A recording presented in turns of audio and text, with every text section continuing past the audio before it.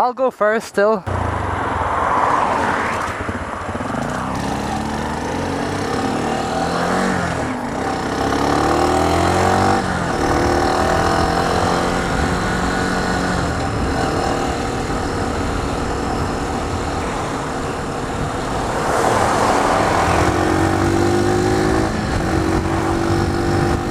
Right guys, Motorman here, and today I'm test driving my friend's Lexmoto 125. This is the Assault version. So we swapped bikes with my friend and I'm taking his bike. It's so weird, it's so smooth. The throttle response is really instantaneous. My throttle is a bit hard. This clutch is really soft. So the bike is basically brand new. So obviously I'm going to be comparing this bike to my bike, and instantly I noticed that I'm sitting a whole lot different, even though this is the same sort of style of motorcycle as mine. So this is, I think, a Chinese motorcycle that's getting very popular amongst the new riders in the UK. So they make a bunch of 125cc motorcycles, different sort of styles. The retail price of this bike is 1,500. So it's a lot cheaper than usual motorcycles, like Japanese ones such as Hondas and Yamahas. But obviously the main drive for this bike is being the cheap price, because a lot of dealers, you try to take this bike, they also have a deal where for 100 extra you get helmet, gloves, and you get to do your CBD for free. Generally the bike feels really smooth.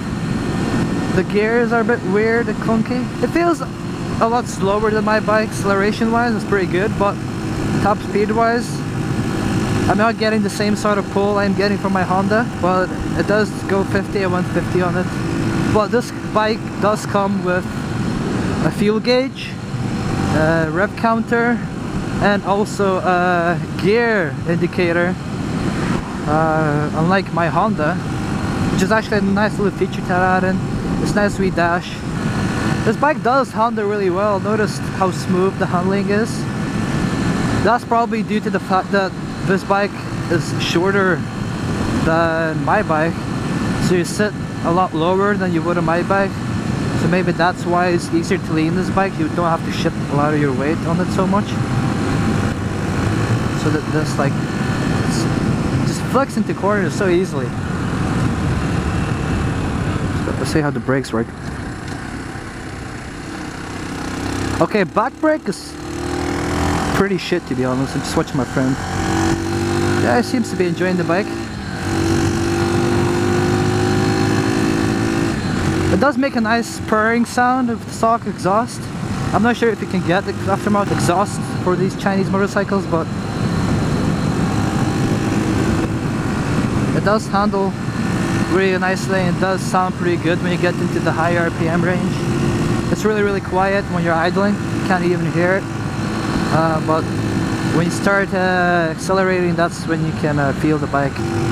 Overall, the way I'm riding right now, if it was twice as fast, so say it could do 100 miles an hour to the tops, I'd really enjoy it, because the handling is really smooth, the seating is also really smooth.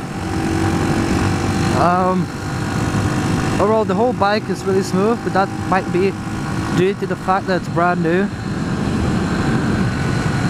So front brakes are actually same as mine, but the rear brakes could definitely use some work.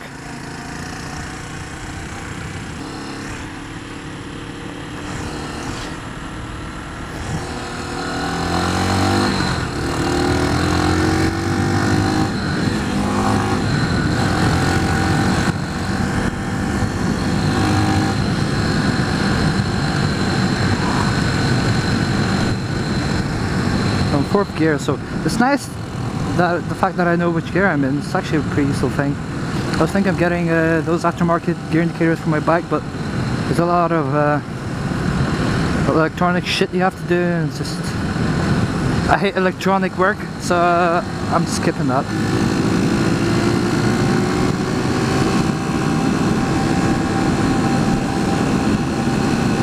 It has a nice little pull to it. I don't mind the pull.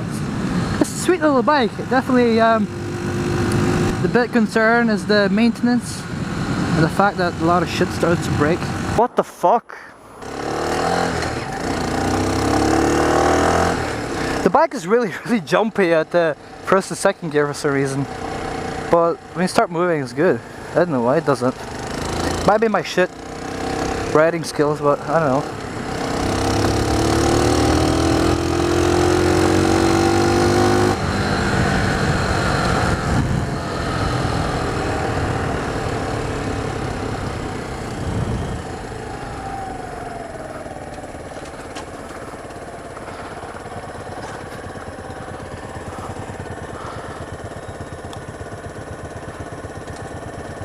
Looks nice into neutral.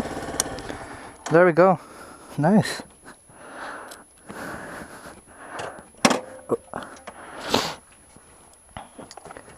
I love the fact that your stand is a little bit shorter than mine. I was gonna say I like how long yours is.